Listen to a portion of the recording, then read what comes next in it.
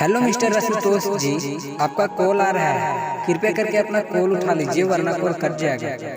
Mister Ashutosh भाई, कहाँ पे हैं आप? आपको कोई दिल से याद किया है। कृपया करके अपना जरा सा टाइम निकालिए और कॉल रिसीव कर लीजिए वरना कॉल कट जाएगा। मिस्टर आशुतोष जी, कहाँ पे हैं आप? आपसे कोई बहुत ही जरूरी बात करना चाहता है। कृपया करके अपना जरा सा टाइम निकालिए और कॉल रिसीव कर लीजिए वरना कॉल कट जाएगा।